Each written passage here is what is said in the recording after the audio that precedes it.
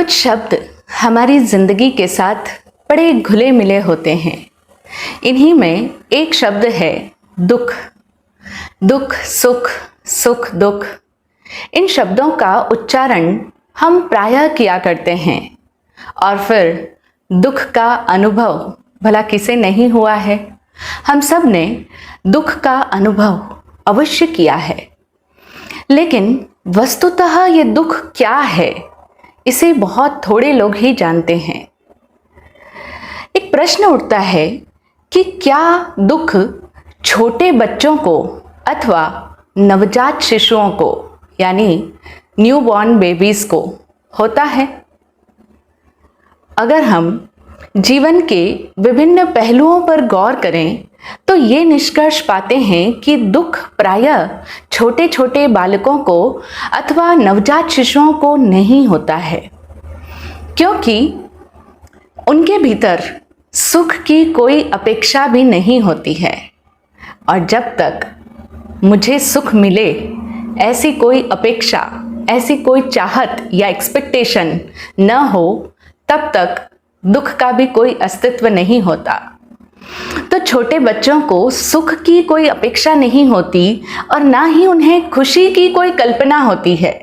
यानी वे अपने मन में पहले से ही कोई इमेजिनेशन लेकर नहीं चलते कि ऐसा होगा तो मुझे बहुत खुशी मिलेगी। तो इस तरह से जब उनके भीतर न कोई अपेक्षा और न कोई कल्पना, तब फिर उन्हें भला दुख कैसे होगा? हाँ, उन्हें कष्ट हो सकता है, प्रतिकूलता जनित संवेदना हो सकती है, और प्रतिकूलता जनित संवेदना ही तो कष्ट कहलाती है।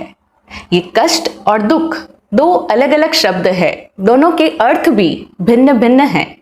यद्यपि हम लोग दुख और कष्ट दोनों को एक ही समझ लेते हैं, लेकिन कष्ट का मतलब है कि हमें कोई भी चीज अनुकूल नहीं लग रही है, यानी वो हमारे लिए अनुकूल नहीं है, कंफर्टेबल नहीं है।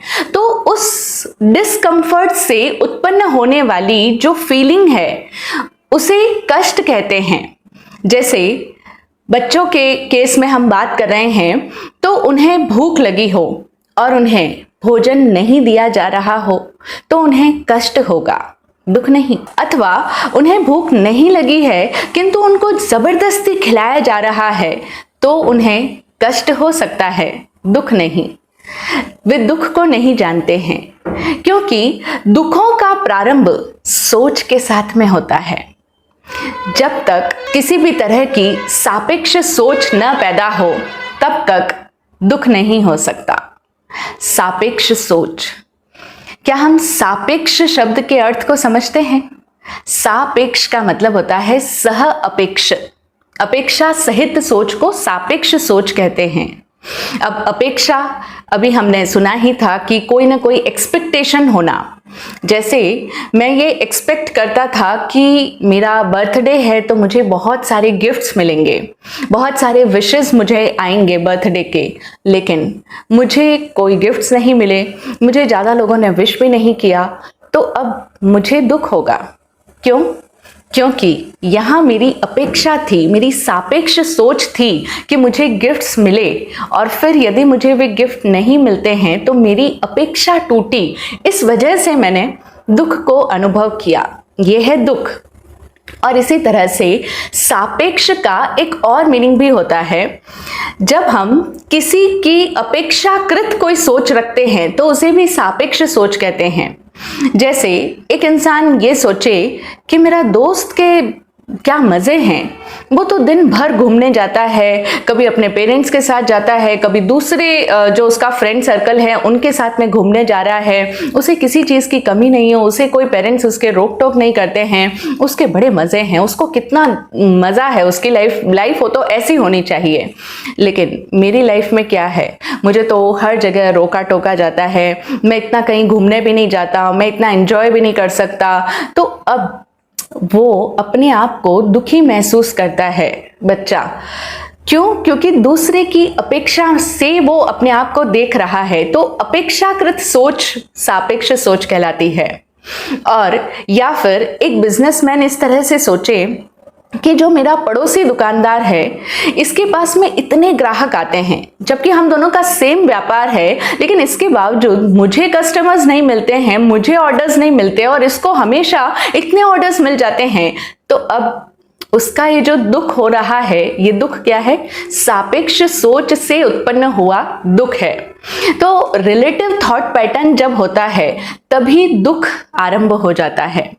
जब तक सापेक्ष सोच न पैदा हो तब तक कोई दुख नहीं होता और हम हमेशा ही किसी न किसी के रिलेटिव थिंकिंग करते हैं, कोई ना कोई सापेक्ष ही होती है हमारी सोच, इसीलिए हमें दुख की अनुभूति होती है। लेकिन जब तक मस्तिष्क का विकास नहीं होता तब तक इस तरह की सापेक्ष सोच भी उत्पन्न नहीं होती। इसीलिए कहा जाता है कि अविकसित अथवा अल्प विकसित मस्तिष्क में सोच का अभाव होता है। जब तक ब्रेन अभी तक इतना डेवलप्ड ही नहीं हुआ है या फिर बहुत थोड़ा सा डेवलपमेंट हुआ है ब्रेन का, तब तक सोच का अभाव है। तब तक वो इंसान इतना ज्यादा सोच ही नहीं सकता ना कि किसी के कंपैरेटिवली थिंकिंग करे या किसी के रिलेटिव थिंकिंग करे, तो तब तक सोच का अभाव रहता है, इसीलिए दुख भी नहीं होता। और एक और दूसरा पॉइंट भी है कि जब तक जहां मस्तिष्क के अंदर स्मृतियों का संचयन होना अभी तक आरंभ नहीं हुआ होता तब तक भी कोई दुख नहीं होता। स्मृतियों का संचयन यानी कलेक्शन ऑफ मेमोरीज। जब हमारे भीतर हम बहुत सारे वर्षों की जिंदगी जी चुके होते हैं, कई सारे अनुभव हमने पाए होते हैं, तो हमारे अंदर कुछ मीठे अनुभवों का स्वाद रहता है। खट्टे मीठे दोनों तरह के अनुभव है, एक्सपीरियंसेस है, और हम याद करते हैं कि वो भी क्या दिन थे जब हम सब दोस्त मिलकर बैठते थे, खूब मजे करते थे, ना कोई फिक्र ना कोई चिंता, सब साथ में घूमने जाते थे, सब साथ में खाते पीते थे, सब खूब एंजॉय करते थे। तो वो क्या दिन थे। तो इस तरह की वो स्वीट मेमोरीज जब तक हमारे माइंड में कलेक्ट नहीं हुई होती है, हमने बहुत सारी स्मृतियों को अपने दिमाग के अंदर संजो करके नहीं रखा होता, तब तक हम किसी प्रकार की तुलना से ग्रस्त नहीं होते ना। लेकिन अब चूंकि मेरे दिमाग के अंदर बहुत सारी मेमोरीज पास्ट की वो कलेक्टेड है, तो अब वर्तमान समय में जो भी पल मेरे सामने उपस्थित होगा तो मेरे भीतर ऑटोमेटिकली एक कंपैरिजन पैदा हो जाएगा। वो पहले वाली स्मृतियां मेरे मानस पटल पर आ जाएगी और अब वो मेरे भीतर दुख उत्पन्न करेगी। अब वो सुखद स्मृतियां भी आज के लिए तो दुख का ही निर्माण कर रही है। तो इसीलिए जब स्मृतियों का संचयन होना प्रारंभ अभी तक जिसके मस्तिष्क में नहीं हुआ, तब तक उसे कोई दुख नहीं हुआ। तो इस तरह कहने का अर्थ यह हुआ कि दुखों का प्रारंभ सोच के साथ में होता है, और ये एक जगत का सार्वभौमिक सत्य है कि हर विकास अपने साथ में कई तरह के प्रदूषण भी लेकर आता है। हम देखें ना, इस दुनिया के अंदर जितने जितने डेवलपमेंट्स हुए, जब जब कोई भी चीज नई विकसित होती गई, तो उस नए विकास का अपना कोई ना कोई पॉल्यूशन भी क्रिएट हुआ।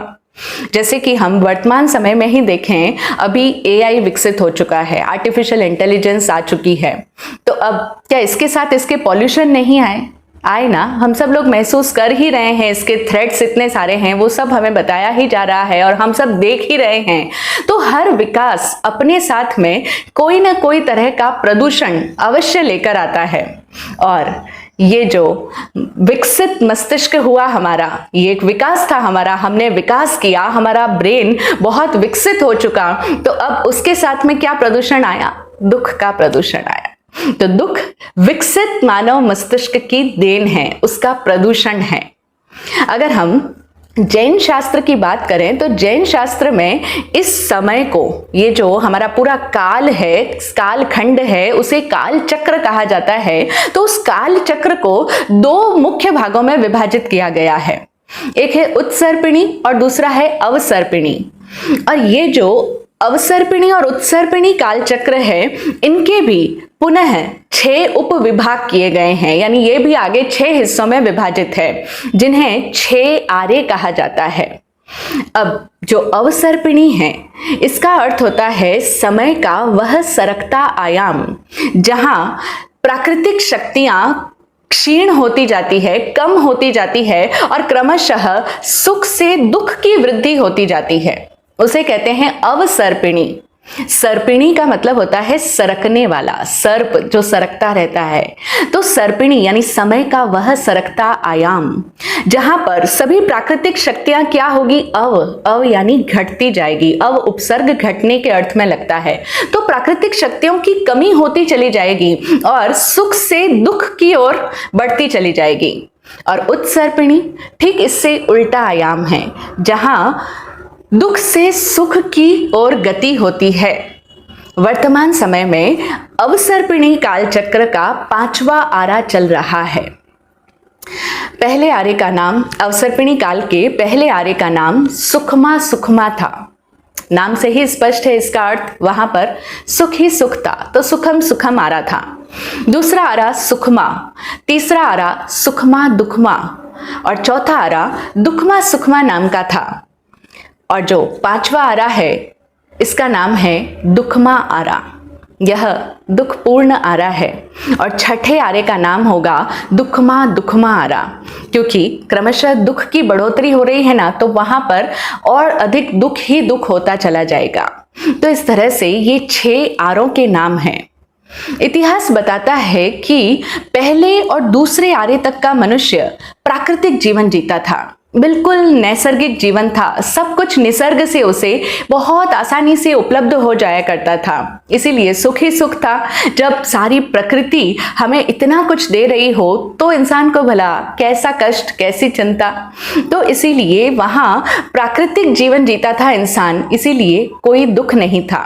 फिर तीसरे आरे के तीसरे हिस्से में जब प्राकृतिक शक्तियां क्षीण होने लग गई और मनुष्य की सहज जो आवश्यकताओं की पूर्ति है उनमें भी कमी आने लग गई। अब प्रकृति से उसकी सहज आवश्यकताओं की पूर्ति बहुत मुश्किल से होने लगी। तब प्रभु आदिनाथ ने इंसानों को असी मसी, कृषि, शिल्प, वाणिज्य आदि का ज्ञान दिया तीसरे आरे के अंतिम तीसरे हिस्से में।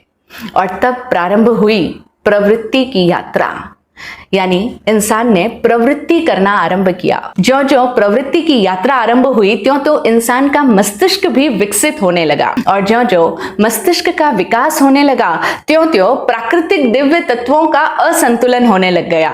अब प्राकृतिक दिव्य तत्वों का सम्यक परिणमन होना बिल्कुल ही कम हो गया। तो चतुर्थ आरा उसके पश्चात आया, जो कि दुख की बहुलता लिए हुए था। और फिर 5वां आरा आया, जिसे हम अभी महसूस कर रहे हैं, जिस टाइम फेज में, जिस काल खंड में हम अभी जी रहे हैं, जिसका नाम दुखमा आरा है। तो वर्तमान समय में हम सभी लोग देखते ही हैं कि आज हर इंसान किसी न किसी तरह के दुख से हर समय बोझिल रहता है, तनावग्रस्त रहता है या फिर परेशान नजर आता है।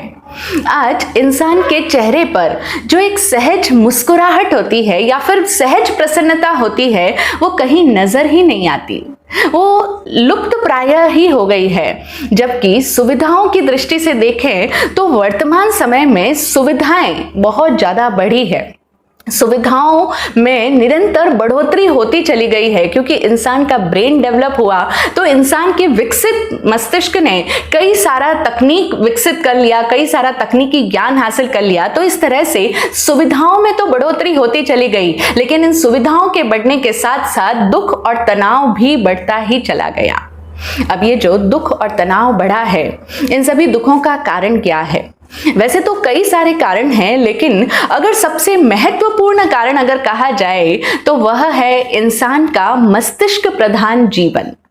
आज हम सब देखते हैं ना, हम पूरा अपना जीवन इस ब्रेन के लेवल से ही जीते हैं। सारी बात हम पहले सोचेंगे, विचारेंगे, तुलना करेंगे, आकलन करेंगे, पहले कुछ सोचा है, जाना है तो उसके साथ उसकी तुलना करेंगे और फिर ही हम कोई निर्णय लेते हैं। आज हमारे सारे निर्णय कहाँ से प्रेरित होते हैं? हमारे माइंड से या ब्रेन से। तो आज मस्तिष्क प्रधान जीवन इंसान जी रहा है और हृदय बिल्कुल रिक्त सा हो गया। दिल की भावनाओं को हम प्रधानता नहीं देते। हर चीज, किसी से कितना रखना, किसी से कितना बोलना, ये चीज मेरे फायदेमंद रहेगी तो मैं इसके साथ संबंध रखूं, ये सारी सोच कहाँ है? हमारे मस्तिष्क में है। और अगर दिल के तल पर अगर इंसान जीता तो इस तरह की सोच वो नहीं कर सकता था। तो हमारा हृदय लगभग शून्य सा हो गया, खाली हो गया। हम हृदय के तल से नहीं जी रहे, हर क्षेत्र में दिमाग हावी रहने लग गया है। और जब दिमाग हावी रहता है तो दिमाग का तो एक ही काम है, वो है सोच करना। वो निरंतर सोचता ही रहता है। और सोच सम्यक अनुभव के अभाव में हमेशा ही सापेक्ष होती है। अब ये सम्यक अनुभव क्या है? सम्यक अनुभव का मतलब है दर्शन, सही दर्शन, सम्यक दर्शन। तो जब तक हमारा दर्शन यथारूप नहीं होता, हम बिना किसी मान्यताओं और धारणाओं के यथारूप यानी एज इज जब तक नहीं देखते, तब तक हमारी सोच हमेशा ही सापेक्ष होती है। और इसी सापेक्ष सोच का निर्णय व्यक्ति को दुखी बनाता है। अब ये सापेक्ष सोच का निर्णय व्यक्ति को कैसे दुखी बनाता है, इस बात को समझने के लिए एक कहानी हमारे लिए बड़ी मददगार होगी। स्टिकलैंड गिलिलान नाम के एक लेखक हुए। उन्होंने एक कहानी लिखी। एक व्यक्ति था जिसकी एक बिटिया थी। वो उसकी बहुत ही लाडली थी और इकलौती बेटी थी। वह अपना पूरा जीवन उसी के लिए जीता था, वही उसका जीवन थी। लेकिन एक दिन की बात कि वह बच्ची बीमार हो गई। और जब वह बीमार हुई तो उसने कोई कोर कसर नहीं छोड़ी उसे ठीक करने के लिए। अच्छे से अच्छे वैद्य और हकीमों से उसका उपचार कराया। लेकिन जब बड़े बड़े डॉक्टर्स, बड़े बड़े वैद्य भी उसका उपचार नहीं कर सके तो वह लगभग बावला सा हो गया। पागलपन हो गया उसके सिर पर सवार कि क्यों मेरी बच्ची को कोई ठीक क्यों नहीं कर पा रहा है। तो उसने आकाश पाताल एक कर दिया। जितना भी प्रयास हो सकता था उसने वो सारा प्रयास किया अपनी बच्ची को अच्छा करने के लिए, लेकिन सारे प्रयत्न व्यर्थ हुए। बच्ची अंततः मर गई। अब जैसे ही बच्ची चली गई, पिता का मानसिक स्वास्थ्य पूरी तरह से नष्ट हो गया। उसके मन के अंदर दुनिया के सभी लोगों के लिए एक कटुता का भाव उत्पन्न हो गया। और उसने अपने परिजनों से, अपने स्वजनों से, अपने दोस्तों से, अपने रिश्तेदारों से सबसे अपने आप को काट कर अलग कर दिया और अपने द्वार और दरवाजे सब उसने बंद कर दिए। यानी अब उसने जिस चीज में भी उसको रस आता था, जहां पे भी उसका इंटरेस्ट था, वो सारे कार्य भी करने छोड़ दिए। उसका पूरा जो दिनचर्या थी, पूरा जो जीवन का क्रम था, वो सब कुछ अस्त व्यस्त हो गया। मित्रों से मिलना जुलना छोड़ दिया, किसी से बात करना छोड़ दिया, अपने परिजनों से भी मिलना जुलना सब छोड़ दिया, काम धाम भी बंद कर दिया। आजीविका कमाने के लिए भी वह बाहर नहीं निकला करता। अब तो उसने अपने घर को ही करीब करीब कब्र की तरह बना लिया था। एक ऐसा किला जिसके अंदर उसने स्वयं को कैद कर लिया था। घर से बाहर निकला ही नहीं करता था, बस वहीं दिन रात पड़ा रहता और दुखी ही दुखी बना रहता अपनी बच्ची की मौत की वजह से। एक दिन की बात है, उसे रात को सपना आया और सपने में उसने देखा कि वह स्वर्ग में पहुंच गया है। वहां पर उसे छोटे छोटे बाल देवदूतों का एक जुलूस दिखाई दिया।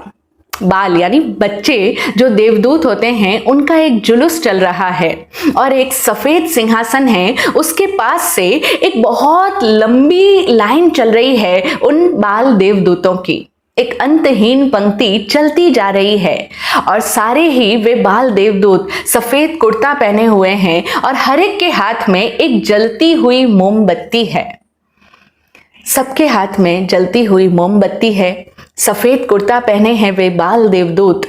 लेकिन उसने देखा कि एक देवदूत के हाथ की मोमबत्ती बुझी हुई है, वह जल नहीं रही है। फिर जब उसने गौर से देखा तो पाया कि प्रकाशहीन मोमबत्ती वाली वह बालिका उसकी अपनी बिटिया है। वह जो देवदूत था वह तो उसी की अपनी बिटिया है। और जैसे ही उसने अपनी बिटिया को देखा तो वह लपक कर उसकी ओर बढ़ चला। जुलूस थम गया, लेकिन उसे बड़ी खुशी हुई अपने बिटिया को देखकर। उसने बिटिया को अपनी बाहों में समेट लिया, प्यार से उसको सहलाया और फिर पूछा कि बेटी तुम्हारी मोमबत्ती बुझी हुई क्यों है? तब उसकी बच्ची ने जवाब दिया, पिताजी, ये लोग तो इस मोमबत्ती को बार बार जलाते हैं, किंतु आपके आंसू इसे बार बार बुझा देते हैं। जैसे ही ये वाक्य उसने सुना और उसकी नींद एकदम टूट गई। उसकी नींद से आंख खुल गई और उस सपने का जो मैसेज था वो मैसेज एकदम क्लियर था। उस संदेश का प्रभाव उसके ऊपर बहुत गहराई से पड़ा। अब उसने अपने आप को एकांत की कैद से निकालकर अपने दोस्तों और अपने मित्रों से मिलना जुलना शुरू कर दिया। अब उसके आंसू उसकी बच्ची की मोमबत्ती को व्यर्थ ही बुझाते नहीं थे। यानी अब वह समझ गया कि वह जितने आंसू बहा रहा है, जितना वो दुख में है अपनी बिटिया को लेकर के, उसकी वजह से उसकी बच्ची की मोमबत्ती बुझी हुई है।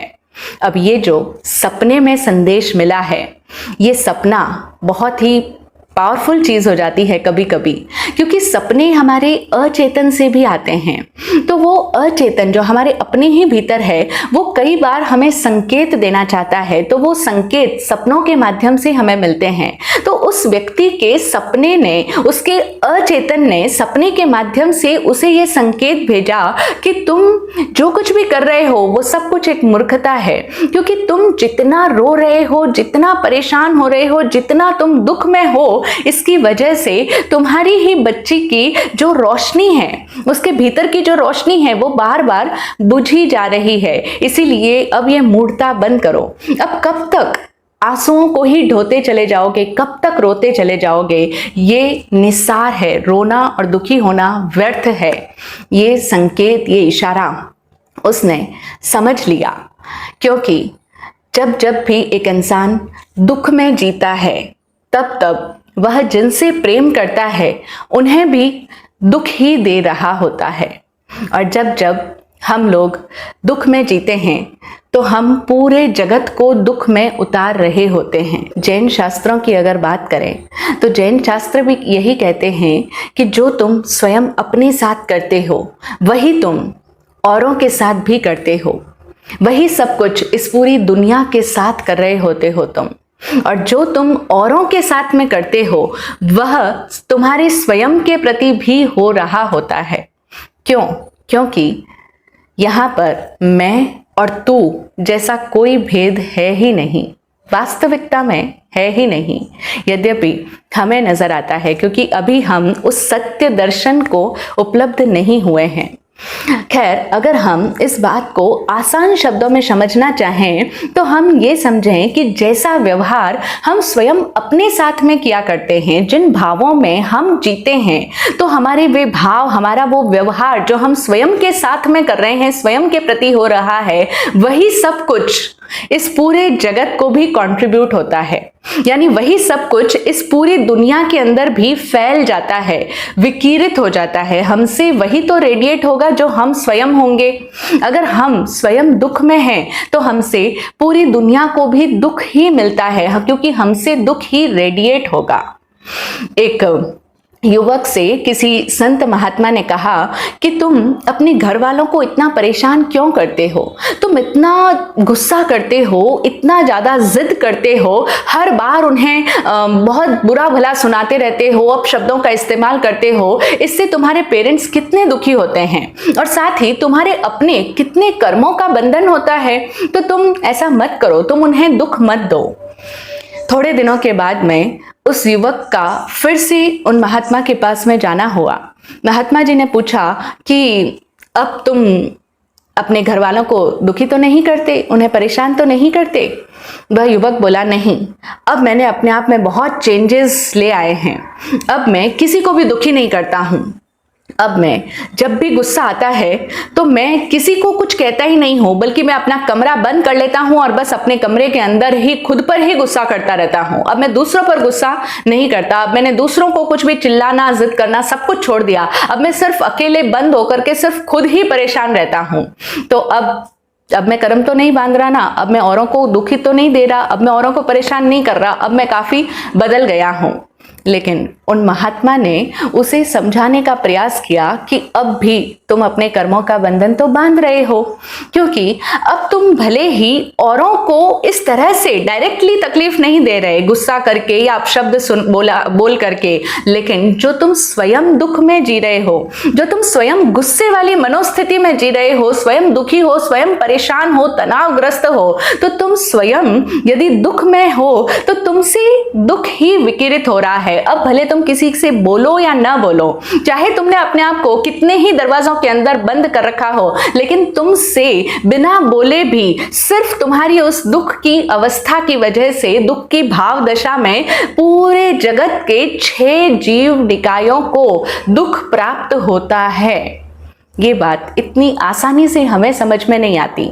यही कारण है कि हम में से अधिकांश लोग हर समय ऐसा ही बोलते रहते हैं, मैं बहुत दुखी हूँ, मैं कितना चिंतित रहता हूँ, कितना स्ट्रेस है मुझे, कितनी परेशानियां हैं मेरी लाइफ में, मैं कितना दुर्भाग्यशाली हूँ, मेरी किस्मत मेरा साथ कभी नहीं देती, औरों की किस्मत तो कितनी बढ़िया है लेकिन मेरी किस्मत सबसे बुरी है। ये इस तरह से मैं दुखी, मैं चिंतित, मैं परेशान, मैं तनावग्रस्त, मेरी किस्मत खराब, ये जितने हम मैं के साथ में नकारात्मक विशेषण जोड़ते हैं, अपने आप को हम किस रूप में देखते हैं और कैसा बोलते हैं, मैं दुखी, मैं परेशान, ये जितने भी नेगेटिव एडजेक्टिव्स हम लगा रहे हैं अपने आप के साथ में, उतना हम अपने ज्ञान पर आवरण लाते हैं, उतना हम अपने दर्शन पर आवरण लेकर के आते हैं, और उतनी हमारी जो सोचने और समझने की शक्ति है, जो हमारी निर्णय करने की क्षमता है, वो भी कम होती चली जाएगी। अब हमारी ज्ञान, हमारी समझ हमारे काम नहीं आएगी। दुख की अवस्था में जीने वाले इंसान के भीतर की समझ, भीतर की इंटेलिजेंस अपने आप खत्म होती चली जाती है, और साथ ही साथ में उसकी बुद्धि, बौद्धिक क्षमता भी है ना, वो भी आवृत हो जाएगी। उसके भीतर की याददाश्त जो है, जो स्मरण शक्ति है, वो भी मंद पड़ जाएगी। उसके भीतर की पूरी जो चेतना शक्ति है वो अब कमजोर हो जाएगी, कुंद पड़ जाएगी, क्योंकि उसने अपनी चेतना को दुखों की काली कोठरी के अंदर कैद कर दिया है। ऐसे कई सारे लोग आपको भी देखने में आए होंगे, कई लोगों को आप मिले होंगे कि जिन्होंने अपने आप को दुखों के कारागृह में बंदी बना दिया है, और फिर वे दुखों से छूटना भी नहीं चाहते। सबसे बड़ी विडंबना तो यह है कि वे दुखों से मुक्त होना खुद भी नहीं चाहते हैं। अब आप कहेंगे कि दुख से मुक्त होना भला कोई क्यों नहीं चाहेगा? हर इंसान सुख चाहता है, कोई भी दुख नहीं चाहता। सबको खुशियां अच्छी लगती है, सबको प्रसन्न रहना अच्छा लगता है, कोई अपने लिए दुख क्यों चाहेगा? लेकिन नहीं, ऐसा नहीं है। लोग दुख चाहते हैं क्योंकि उन्हें दुखी रहने में मजा आने लगता है ना? हैरानी वाली बात, हमें भी हैरानी हुई, लेकिन सच है, जब हम जीवन में अनुभव करते हैं, कई लोगों को देखते हैं, तो हमें ये चीजें समझ में आती है कि कुछ लोगों को दुखी होने में भी मजा आने लगता है, क्योंकि जब जब वे दुखी रहते हैं, जब जब वे बीमार होते हैं, जब जब वे परेशान होते हैं, तो बहुत सारे लोग उनको पूछने के लिए आते हैं। लोग कहते हैं, अच्छा आपके साथ में ऐसा हुआ, ओहो ये तो बड़ा बुरा हुआ, ऐसी घटना किसी के साथ में नहीं घटनी चाहिए, भगवान ऐसा दुख किसी को नहीं दे। तो इस तरह से बहुत सारे लोगों का ध्यान उन पर केंद्रित हो जाता है, और ये चीज उन्हें भीतर ही भीतर बड़ी अच्छी लगती है। उनको बड़ी खुशी होती है कि लोग उन्हें ध्यान दे रहे हैं उन पर, और लोग उन्हें आकर के हमदर्दी जता रहे हैं। तो उन्हें वो सिंपैथी जो मिल रही होती है ना, उसमें उन्हें रस आने लगता है। इस तरह के लोगों को सिंपैथी सीकर कहा जाता है। यानी वो लोग जहां भी जाते हैं ना, अपने दुख का रोना रोते हैं, अपने दुख की गाथा सुनाने लग जाते हैं। मेरे को ऐसा हुआ, फिर ऐसा हुआ, फिर वो जब गए थे, मेरे पति की डेथ हुई तो ऐसा हुआ, मेरा बेटा था उसका इस तरह से एक्सीडेंट हो गया था। वो सबको जा जा के अपना दुख सुनाएंगे। क्यों? क्योंकि जब वे अपना दुख सुनाएंगे तो लोग सारा अपना काम धाम छोड़ के उनकी दुख की वे बातें सुनने लग जाएंगे। यानी वो सेंटर ऑफ अट्रैक्शन बन गए, सबका फोकस उनकी तरफ आ गया। और फिर दूसरा, सब उनको सिंपैथी देंगे, सब उनके प्रति सहानुभूति जताएंगे। तो इससे उन्हें कहीं न कहीं भीतर एक रस मिलता है। इसी वजह से लोग दुखी बने रहना चाहते हैं। एक बार बहुत पहले की बात है, एक महाराज श्री का दोपहर के समय की वाचना चल रही थी और कई सारी महिलाएं उनके सामने बैठी थी।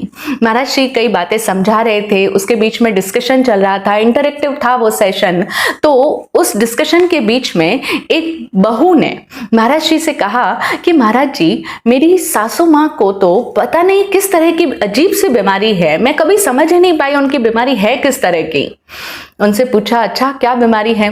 तो बताया कि मेरी सासू माँ जब भी उनकी बेटियां यानी मेरी जो नंदे हैं, वो जब भी अपने ससुराल से मायके आती है, पीहर में आती है, तो मेरी सासू माँ की सारी बीमारी रफू चक्कर हो जाती है, वो एकदम स्वस्थ हो जाती है।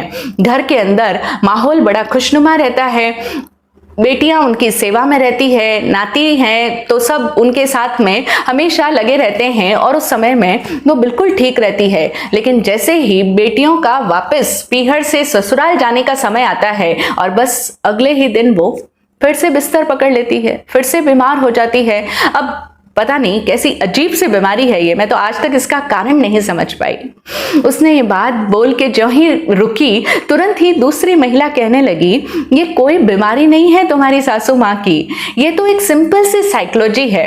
देखो, जब घर में उनकी बेटियां आती है तो घर में माहौल बड़ा खुशनुमा रहता है, इतने सारे बच्चे होते हैं, वो बेटियां होती है, तो सब लोग होते हैं जो उनसे बात करते हैं, जो उन पर ध्यान देते हैं। तो उस समय में उनको बड़ा महत्व मिल रहा होता है, उनकी बड़ी इंपॉर्टेंस होती है, तो उस समय में उन्हें बहुत अच्छा महसूस होता है। इसीलिए वो अपने दुख, तकलीफ, पीड़ा, बीमारी सबको भूल जाते हैं। और फिर जब बेटियां वापस चली जाती है तो अब कोई उन पर ध्यान देने वाला नहीं है, अब कोई उनको इतना महत्व देने वाला नहीं है, इसीलिए वो बीमार पड़ जाती हैं। जब तक वो बीमार नहीं पड़ेंगी तब तक तुम उनकी सेवा भी करोगी कैसे ना, इसीलिए वो बीमार हो जाती है कि अब बीमार हैं तो ऑटोमेटिकली बहुएं मेरी सेवा करेगी। तो इस तरह से लोगों को बीमार रहने में भी मजा आता है, मतलब अंदर ही अंदर, हो सकता है अननोइंगली ही ऐसा सब कुछ होता हो उनके साथ, लेकिन वो अननोइंगली, वो जानबूझ के ऐसा नहीं करते, बट उनका अंतर मन इस चीज को पकड़ लेता है कि चूंकि इस समय में लोग मुझ पर ध्यान देंगे तो इस वजह से वो बीमार हो जाएंगी, बिस्तर पकड़ लेगी कि चलो बहुएं मेरी सेवा तो करेगी, चलो अब मेरे अनुसार काम होगा, अब हर बात में मेरी राय पूछी जाएगी, हर बात में मुझसे पहले मेरा पहले ख्याल रखा जाएगा, क्योंकि बीमार है, थोड़ा संवेदनशील मुद्दा हो जाता है बीमारी का, तो हर बात में आप उनकी राय लोगे। और फिर घर में खाना भी बनेगा तो उनके लिए अलग से पहले पूछा जाएगा कि आपको ये चीज अच्छी लगती हो तो बनाऊं, और नहीं अगर हम ठीक हैं तो फिर तो हमारे लिए कोई स्पेशल खाना थोड़ी ना बनेगा। तो इन सब कारणों के चलते कई लोग बीमार रहते हैं, कई लोग अपने भीतर दुखों में रस लेने लग जाते हैं। और ये जो दुखों में रस लेने की वृत्ति है, ये एक इंसान की जिंदगी में दुखों को ही बढ़ाती चली जाती है। जो जितना दुखों में रस लेना शुरू कर देता है, ये दुख में रस आने लग गया, दुख अच्छे लगने लग जाते हैं, दुख से चिपके रहने की आदत हो जाती है।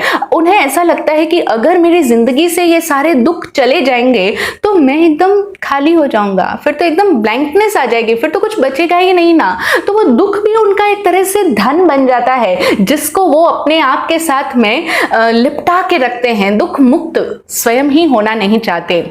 और इसी वजह से जीवन से कभी भी दुख खत्म नहीं होते। वो न सिर्फ इस जन्म में अपने दुखों को बढ़ाते हैं, बल्कि उनके आगामी जन्मों में भी वो इस तरह की सिचुएशंस अट्रैक्ट कर लेते हैं कि जो उनको और अधिक दुखों का ही अनुभव करवाएगी, क्योंकि उन्होंने इतना दुखों का विस्तार कर लिया है। और ये दुख क्या है? दुख हमारी ज्ञान चेतना पर आवरण लेकर के आता है। दुख जब हमारी चेतना के भीतर इतना फैल जाता है, हर समय दुख का ही चिंतन हमारे भीतर चलता रहता है, तो ऐसे में एक इंसान धर्म ध्यान भी नहीं कर सकता, क्योंकि ये दुख की अवस्था में जीना प्रभु महावीर की भाषा में हम समझें आर्त ध्यान कहलाता है। वो कलप रहा है, वो आर्त है, वो चिंतित है, वो परेशान है, वो स्ट्रेस में है, तो ये सब आर्त ध्यान है। ऐसे में इंसान भला धर्म ध्यान कैसे आएगा? उसके भीतर धर्म ध्यान हो ही नहीं सकता। हालांकि हम लोग धर्म ध्यान को क्या समझते हैं? कुछ धार्मिक क्रियाएं करना, जबकि वो धर्म ध्यान है, वो क्रिया नहीं है। धर्म क्रिया एक अलग शब्द होता है, धर्म ध्यान नहीं हो सकता। वो ध्यान कहाँ है? आर्त में ही ध्यान है। एक दोहा चलता है, लोग कहते हैं कि दुख में सुमिरन सब करे, सुख में करे न कोय, जो सुख में सुमिरन करे तो दुख काहे को होए। ऐसा कहते हैं लोग, लेकिन ऐसा है नहीं। वस्तुतः दुख में सुमिरन कोई नहीं करता और कर ही नहीं सकता है, क्योंकि दुख की अवस्था में भगवान के नाम का सिमरन पॉसिबल नहीं है। जो हम बात कर रहे हैं धर्म ध्यान, धर्म क्रिया नहीं, धर्म ध्यान, यानी आपकी मानसिक अवस्था, मानसिक जो आपका विचारों का प्रवाह है वो धर्म में कैसे हो सकता है? उस समय को इंसान कैसे समय में जिएगा, कैसे सामायिक करेगा, कैसे अपने आत्मदोषों का अवलोकन कर पाएगा, कैसे वो प्रतिक्रमण करेगा, कैसे वो आत्मशुद्धि करेगा? क्योंकि उसकी चेतना तो दुखों से आकुल व्याकुल बनी है, वो त्रस्त है, वो आर्त है, वो पीड़ित है। उसके मन में कोई ना कोई पीड़ा, कोई ना कोई दुख साल रहा है, लगा हुआ है, दुख का कांटा उसके भीतर चुभा हुआ है। तो इस समय में वो दुख में सुमिरन नहीं हो सकता। तो इसीलिए ये बात कहने के लिए भले कही जाती है, लेकिन पूर्णतः सत्य नहीं है, एकांत सत्य नहीं है, क्योंकि दुख में, चिंता में आदमी को भगवान याद नहीं आते हैं। हालांकि लोग ऐसा कहते हैं कि फिर तो भगवान का ही सहारा है, भगवान का सहारा है, लेकिन भगवान का सुमिरन नहीं किया जा सकता, क्योंकि उस समय में तो उसे अपना जो चिंता का विषय है, जो उसके लिए दुख का विषय है, बस वही वही नजर आएगा। उठते बैठते, सोते जागते, खाते पीते, हर अवस्था में उसका वो दुखद जो सब्जेक्ट है वो उसके भीतर, उसकी स्मृति में, उसकी संज्ञा में बना रहेगा। उसके ज़हन में बस वही चीज चालू रहेगी। इसीलिए वो भगवान का सुमिरन नहीं होगा।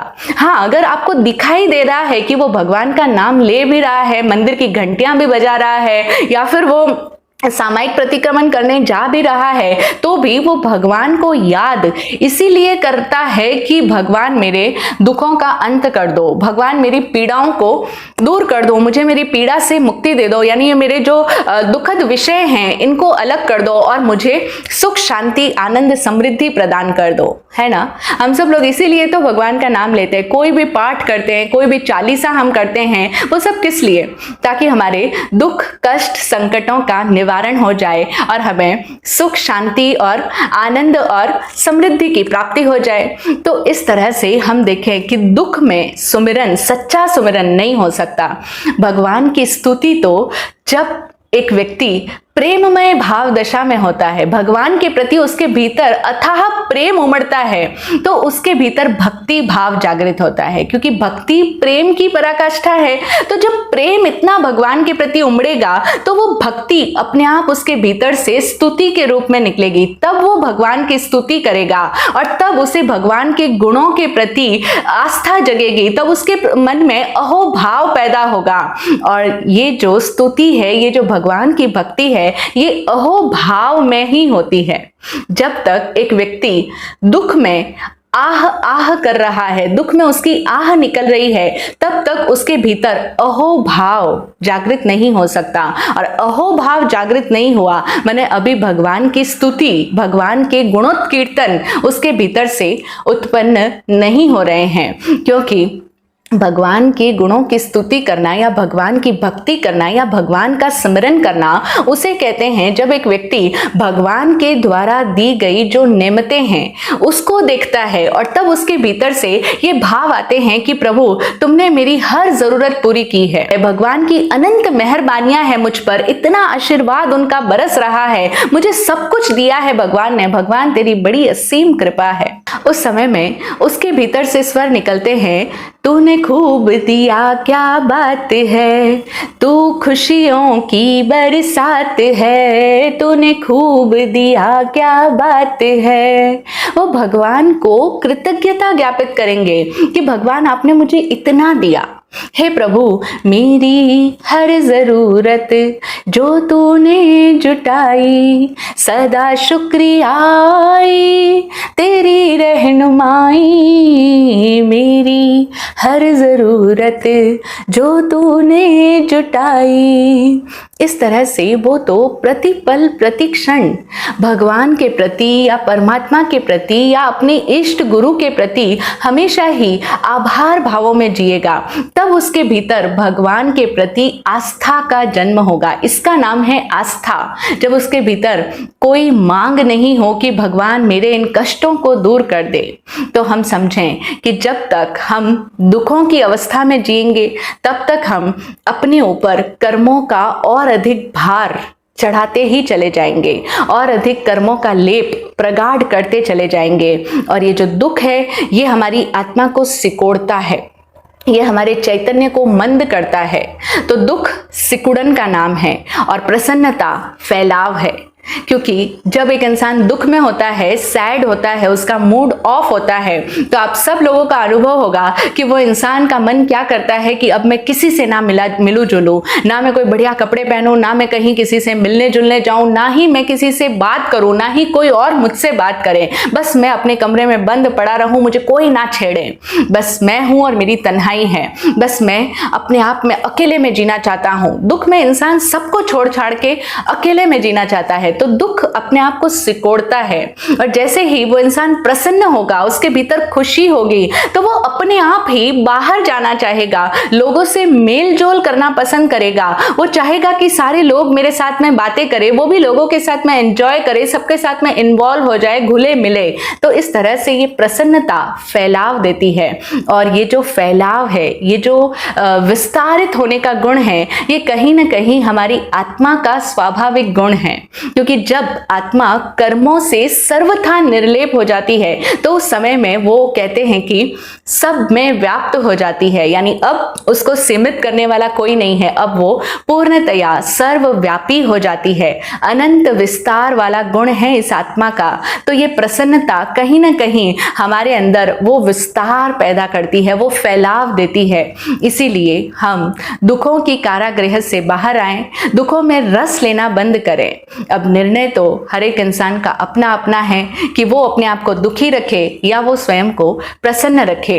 हम प्रतिदिन स्वयं अपने साथ में यदि चाहें तो एक संकल्प कर सकते हैं कि आज के दिन मुझे चाहे जो भी सिचुएशन आ जाए, मुझे दुखी नहीं रहना है, मैं अपने आप को दुखी नहीं रखूंगा। क्योंकि दुख प्योरली मेंटल सिचुएशन है। हम अपने मस्तिष्क में जितनी सापेक्ष सोच रखेंगे उतना हम दुखी होते चले जाएंगे और उतना फिर हम अपने दुखों को बढ़ाते भी चले जाएंगे।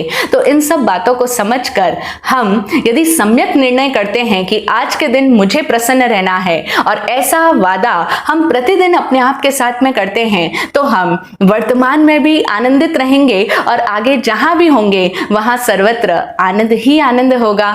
ओम शांति, जय हो।